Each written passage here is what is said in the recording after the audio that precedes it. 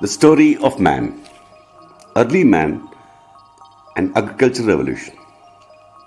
Have you ever wondered how man lived in the very beginning when he had no knowledge to survive, no ideas by which he could create food and other essentials needed for his survival, and no understanding of how the world worked or even what he was or where he was?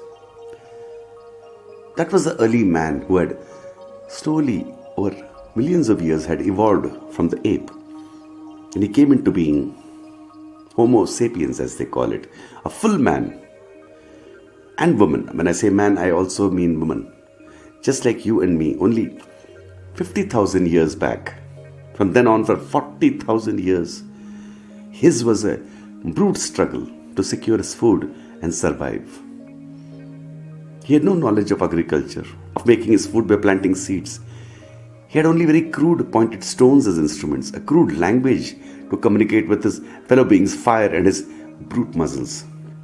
Hence, all that he could really do was to eat whatever he found in one place, and after exhausting that, moving on to another place, and then to another, and so on.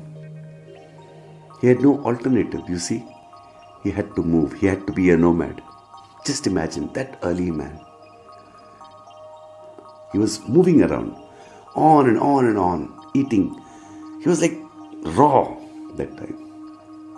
He only knew he had to eat, he had to get his food. It was literal struggle for survival.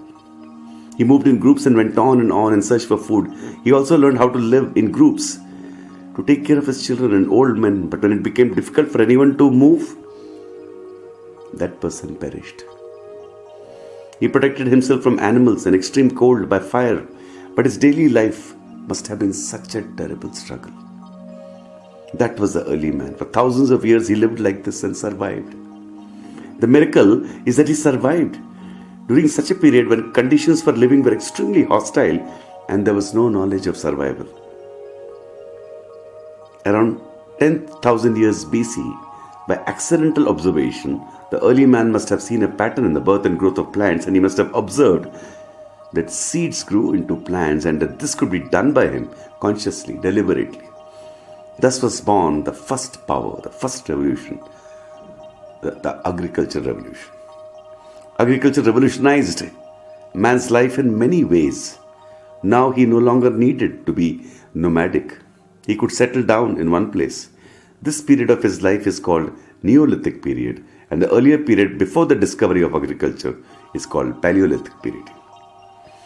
In the Neolithic period, man also needed to learn to live together in a group peacefully and cooperate with each other and share work.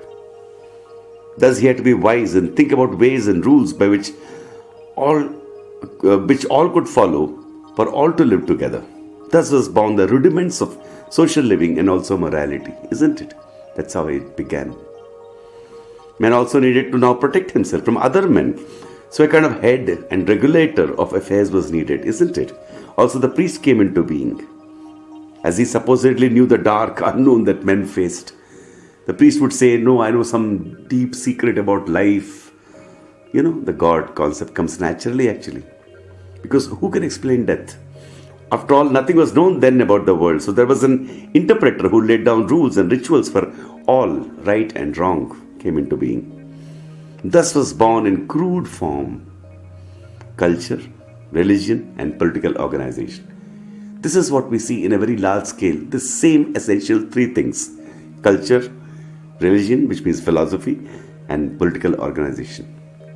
These evolved over time and finally led to the birth of civilizations in the great river valleys. Civilizations are large areas of land with a common political head, a certain common economic activity, common culture and large-scale trading and division of labor.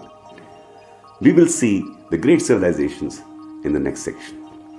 The great ancient civilizations. Thank you.